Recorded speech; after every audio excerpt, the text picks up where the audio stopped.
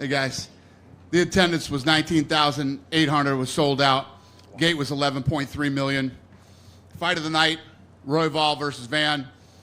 Performance of the night went to Rodriguez and Topuria. Who's got the first question? To your left. I thought you retired. I am now, in about an hour. Well, congrats, and thanks for everything, Kevin. Thank you, brother. What was your take on Ilia's performance, and do you think that he gives Islam a run for the money he is pound for pound right now? Yeah, it's interesting because, he did exactly what he said he's going to do. He is an absolute complete fighter. Stand-up is beautiful, ground, grappling, everything. This kid's a star. From a punching power standpoint, he knocks out Volkanovski, Holloway, and Oliveira, three amazing fighters in a row. Is he the hardest hitter pound for pound that the UFC has ever had? He's on a great 3-fight win streak for sure. All legends that he knocked out. I don't know. I don't know where he sits pound for pound punching power, but moving up a weight class like that and doing what you say you're going to do in the first round and the way he did it is very impressive. From a standpoint, I had said the other day if he won this fight that he might turn into a star the caliber of a Ronda or a George St. Pierre or a Conor or somebody like that with the look he has, the way he talks, and then, of course, the way he fights. Given the way this ended tonight against a fighter like Oliveira, do you think that he has the ability to take it to that kind of level? Yeah, there's no doubt about it. You obviously felt the energy in the building tonight. It was a big fight. And, again, to go in and say exactly what you're going to do and then do it in the way that he did it is impressive. A couple other questions for me. Pantoja just seems like, he's, 35 years old, and he's getting better at this stage, and you rarely see fighters do that. What does that say to you when you see a guy that is 35 and this late into his career, and he still comes out fight after fight and is better? Yeah, impressive. And again, he's another guy, ended up getting the finish. I think you just said it all yourself. Yeah, I agree with you. And then just wanted to ask you about the fight between Joshua Van and Royval. That might have been in the top 10 fights in UFC history. I mean, that certainly was an amazing brawl. What was your take? Yeah, I agree. And literally there were texts flying around from the truck and me and the matchmakers, and basically going in the beginning of the third round, they had already, broke into the top 10 all-time for significant strikes. And I think they ended up at 3 all-time and, crushed the record in their weight division, and they broke another record too. So the other thing, I'm gonna pay Royval his win money. He took that fight with the number 12 ranked guy on short notice and put on an absolute war. So those two are both going to do well tonight, and it's absolutely positively deserved. And I know it's early, but how do you see a matchup between Pantoja and Van? I mean, you have Pantoja, the smart, wily veteran against this kid that's, also growing by leaps and bounds. Yeah, I don't know. It's a good question. Obviously, it's the fight to make right now. It's, the reaction that it got from the fans tonight, and we'll just have to see how that plays out. I don't know. I was going to ask you some other. For a kid who's ranked number 12 to come in on short notice and take on the number 1 guy in the world who was highly motivated to win that fight after the press conference the other day, where he said, "I feel like I'm the most disrespected fighter in the sport," and then he knows he's going to get the title shot. He came to win tonight. So I was going to ask you another question, but since I'm retired, fuck it. Thank you. Deal. Dana, Ilia, after the fight, he called in Paddy Pimblett and brought him into the cage, and they had a face-off. Obviously, they've got a long history together. I know there's a lot of options on the table for Ilia, but when he shows that type of interest in a fight, does that make you want to make it? Well, I don't know who the hell let him in there. That should have never happened. Let's start there. I was already back in my room, or that would have never happened. But I don't know. Yeah, I don't know. I don't really think about that stuff tonight, other than, obviously the Van fight. But, we'll see. We'll see how this plays out. And he's mentioned that he would obviously love to fight in Spain, but he doesn't want to do it in the middle of the night that you have to do with European pay-per-views. But given what a star he is and the following that he has, do you start trying to move things around? I know you said we want to go to Spain. Do you start thinking, how can we get him, in prime time in Spain over there? Yeah, I don't know. Spain isn't even an option right now anyway, so. Yeah. Joshua Van, obviously a star-making performance. We're all talking about him. Can you just talk about his rise? I mean, 2 years ago he's debuting in the UFC. He's 8-1 now. He takes out the #1 contender. I mean, what have you thought of his rise? Well, tonight we had some people here who were first time ever to UFC events, and one of the things that was said to me a lot tonight is how educated the fan base is, as far as the fights go and everything else. And if you saw the pop that those two got tonight, you would have thought that they were both huge superstars. The kid's done all the right things, and tonight he was given an opportunity on short notice, and he went in and absolutely delivered. I mean, that's what I love about this sport, and that's what I love about giving guys opportunities. Yeah. Can you give us the story on why you were willing to allow him in the cage? We don't matchmake on Saturday night, right? But it's clear that's the fight. Why did you say, hey, yeah, let's go ahead and do a face-off? Well, he's the #1 contender, and I just said that, the winner of that fight would get a title shot. So, and obviously the fans, wanted it too. My thing with Ilia, with Topuria is his wife and kid are in the octagon. That's not the fight. It's just, yeah. It was fun to watch. It shouldn't happen. It was fun to watch. Well, that's not really what we do. Give a shit if it was fun to watch or not. It's just that shouldn't happen. Plus, he wins a second title in a higher division. It was a bad call by whoever the hell let him in there. Last thing I wanted to ask you about International Fight Week. Obviously, you're super busy. BJJ, power slap, little touch of boxing as well. Then, of course, the event tonight. Is that kind of the blueprint for like every UFC pay-per-view week to have all the brands kind of on display at the same time, or is this just a special week with it being International Fight Week? Well, it's obviously International Fight Week, and it's this whole week is everything fighting. But I mean, we did a takeover in a couple of cities. We have enough sports properties now where we can make a whole week out of it. So we'll see. Dana, just one from me. What happened in the PI in Mexico? They think it was the sauna. So we don't know yet. We still don't know exactly, but all signs point to the sauna. Some wiring, something went wrong, and it caught on fire and did some real damage. We're just trying to figure out how bad the damage is, and more than anything, how long is it going to take to fix? Could it be a total rebuild, or is we're still early? I don't think it's a total rebuild. I mean, there'd have to be some serious structural damage to, the metal beams or the concrete or something. I don't know anything about this shit, but, it caught on fire, and we'll see how long it takes us to fix it. Dana, if we can piggyback on your previous answer about this week, beyond Fight Week, International Fight Week, but this week in Las Vegas, it was a decade ago.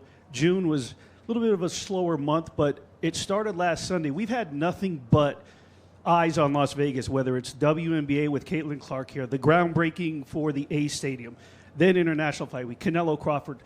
Las Vegas is easily taking over a sports capital. Can you just comment on the entire week and the eyes on this town? Yeah, I think it's always made sense that if sports organizations could get past all the gambling stuff, which they have, this is a serious sports town. And I always say this, if there's an away game, everybody's going to go to Vegas for an away game. It's just you can come in on depending on what it is, you come in 2 or 3 days early and make a whole trip out of it. So, every sport, I mean, there's going to be fucking ping pong here pretty soon. Everything's coming to Vegas. Done with me? Yeah. Dana, go ahead. Here. Jose Delgado and Terrence McKinney, they won fights within a minute. They finished their opponents. Not to take more money out of your pockets, but are they going to get taken care of? Yeah, I mean, we always, I tell you who won the bonuses, but everybody that does well does well. Awesome. And one more from me. John Silva, he's got a crazy life story. He's been finishing everybody. At the UFC fan experience, he was jumping into the crowd. Do you think he's one of the UFC's next biggest stars? We'll see. We'll see. Obviously, next fight's big, and it's on Noche, and people are excited for it. I'm excited for it, so we'll see how it plays out. Thank you. Thank you.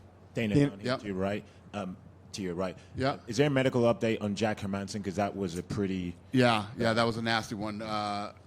Yeah. I think he's good. Okay. Yep. Dan, over here in the middle. Is there any headway on Islam Makhachev and Jack Della Maddalena if that title fight's going to get booked soon? I'll let you know when we get it done. And just kind of piggybacking off that, obviously with Ilia's win, everyone's really excited to potentially see a future fight with him and Islam. I know that's the fight that people wanted. Ilia said earlier this week that if Islam loses that fight, he wouldn't give the opportunity for Islam to fight for his belt again. Is that something you'd bypass? Because that seems like such a big fight to make. I mean, this is all talk. Speculative. You know what I mean? Yeah, exactly. But I imagine that's a fight you guys would want to make at some point. I mean, just the magnitude Sure. of it. I mean, I'd make that fight tomorrow. Yeah. Or Tuesday, I guess we could say. Yeah, go Dane ahead. White, I want to ask you just about International Fight Week specifically. Obviously, it's the Super Bowl for the UFC. Can you just talk about, everything from the convention and Power Slap, how you felt like, I guess, did it live up to your vision of it in terms of all of the new things that the UFC has been doing for the fans and everything else all week? What is your question? Like, did your vision for International Fight Week, as UFC X has grown, Power Slap has grown, how is the execution of everything from your point of view for the fans? Yeah, no, it's been a hell of a week. I mean, it was our first ever BJJ event. It killed it. Slap was ridiculous last night, and and tonight's fight was great. It was a hell of a weekend, and UFC X was a huge success. So it was all good. Obviously, the UFC keeps growing. Are there any big things that you could tease that we might see at next International Fight Week, whether it be at the convention or anything else? What's the question? Are there any new things that you have in the works for the UFC X or anything else during the week? Yeah, I mean, every year that we do it, we try to evolve and get better every year. So, yeah, not right here this second. It's not even over yet. It was, we're just wrapping up. But yes, we will definitely do some different. Who the hell knows what I'll be into by next year? Thank you. Hello, Dana. Irati Prat from Marca in Spain. Can I ask in Spanish for quería preguntarte por la figura de Ilia Topuria. Tengo los números de cómo de seguida ha sido la pelea, ha sido a las 6 de la mañana en España y los números son equiparables a un partido del Real Madrid, el mejor club del mundo, un partido de Rafa Nadal, uno de los mejores atletas de la historia del deporte, una carrera de Fórmula 1. Me gustaría saber qué significa eso para vosotros, para la UFC, que sea un atleta tan importante, una superestrella en España y a nivel mundial. Gracias. I just wanted to ask about this personality and the status of Ilia Topuria, because we have the numbers right now. The fight was at 6 a.m. in Spain, and it had numbers comparable to Real Madrid, greatest club in the world, Rafa Nadal, a great start in tennis, even Formula One races. How do you feel about the way that Ilia has taken things by storm? So he's saying he got the numbers from... Yep. ¿Tienes los números? You're good. Dijiste que... Well, if it did those kind of numbers, obviously I'm thrilled. And yeah, we know that he's big over there, and that people care. And like I said earlier, tonight, if you look at what he's accomplished in his last 3 fights, tonight was like his big coming out party. He moved up to win another title and did it in spectacular fashion. I mean, you couldn't do it any better. Like some Ali shit, saying I'm going to knock him out in the first round, and viciously knocks him out in the first round. Yeah, I think tonight was his big night. We have a star in our hands. Entonces, si estos números son verdad, entonces, bueno, me imagino, por todo lo que ha hecho, además de la manera como lo hizo, bueno, como lo está haciendo, y además de hoy fue la fiesta que dijo, acá estoy, llegué. Porque básicamente, cosas como Ali dijo lo que iba a hacer y lo hizo tal cual. Creo que tenemos una gran estrella en nuestras manos. Two questions, Dana, from Cadena Cope, from Spain. Volkanovski cow, Holloway cow, Oliveira cow. Is Ilia Topuria the best fighter in the world? Does he deserve the #1 pound for pound? You guys determine who the #1 pound for pound is. No, you. No, you. If I did, Jon Jones would be the #1 pound for pound fighter in the world. If I did, it would be Ilia Topuria. Well, there you go. You do it, so good luck. And Spain, Dana. Yeah. I know it depends on the new TV contract, but, Ilia Topuria wants to fight on his country. All our country wants Ilia Topuria to fight there. So do you think 2026 Spain is going to be a reality and UFC is going to go there? It is the goal. It's what I mean, we've been trying to get into Spain for a while here. But, yeah, hopefully. That's what I want to do. We'll see if we can get it done. You think Bernabeu or Arena? I don't know. Let's see what's available, and let's see what we can figure out. Is a promise going to Spain? What's that? How come it's always like a fucking war zone when we do press conferences out here? I've never even seen this many helicopters in Las Vegas. What is it? Strip tours? Is it a promise go to Spain or not? Is what going to Is Spain? it a promise? Is it a promise? You're promising you're going to Yeah. Spain? I promise I'm going everywhere. I was just in Azerbaijan, Baku. Yes, we're definitely going to Spain. It's just a matter of when. Thank you. Yes, sir. Hey, Dana, over here. Yeah. Olympic gold medalist Gable Stevenson has been seen recently training with Jon Jones and said himself he plans on joining the UFC. Is that someone you're interested in seeing? So the question, what did Gable Stevenson and Jon Jones, Been what? training with Jon Jones, and he wants to come to UFC. Jon Jones is training? Holy shit. That's news to me. Was he on the reality show in Thailand or something? I have no idea, sir. Well, I don't know. Yeah. And then also, I didn't know John was training. And then also, from brutal knockouts to crazy submissions, do you believe UFC 317 goes down as one of the best cards of all time? Thank you. Dana, down here to your right again. Since you brought him up, down here. Yep. Since you brought up John, I don't know if you. I didn't bring John up. You did. Oh, okay, fair enough. He gave you a layup. I don't know, did you see his series of tweets over the last few days inferring that basically he told you guys that he was retired last November and that your efforts to make the Aspinall fight were basically futile? It's not true. Okay. Yeah. Is that what you wanted to ask me? Well, yeah, that's what I wanted to ask you. But what do you make of him coming out and saying saying contrary to what you've said there? I don't know. I'm telling you the truth. Well, Believe who you want to believe. I don't know how to respond here, but fair enough. Thank you. Dane, Yep. over here. We Yep. know a lot of the talent nowadays stems from the Contender season. You were mentioning a couple of days ago that we perhaps could see double the episodes on the new TV deal with Contender series. So when you talk about that, do you envision maybe extending the current run we're on Contender series, or maybe doing like another season like in the winter and spring and then the fall one that we have right now? We talking about Contender? Yeah. Extending it? Yeah, because you said we could perhaps see maybe double the amount of Contender series we see now under the new TV deal. Let me tell you what about the Contender series. I do it 365 days a year if there was enough talent. So as long as there's a big enough talent pool, I'll do it every week forever. I love it. Yep. Right in the middle, Dana. What's that? Straight back in the middle. Hi. Hi there. You had Canelo and Terrence Crawford here for a press conference this week. What's it been like for you to get to see that fight come to fruition, given your boxing background? A lot of people don't understand, like, that you've come from boxing. Yeah. Oh, no, it's awesome. I mean, like I said, leading up to, the press conference and at the press conference, for this to be my first fight to remote is incredible. I just think that there was, there was always some weird shit from the press, like, does this fight and does Terrence Crawford's 19-0 in title fights, and he's undefeated, and it's gonna be a fun fight. And the only reason this fight's even happening is because of the stuff that they're doing in Saudi Arabia and the kind of money that's flying around right now. So anybody who's even remotely a boxing fan should be fucking pumped out of their minds right now that these are the type of fights that are going to happen. I know he's got like 18 months of fights that he's got lined up, he being Sheikh Turkey. So, yeah, it's fun, it's exciting, and I'm looking forward to it. Hi, Dana. If Yep. it's possible to ask in Spanish.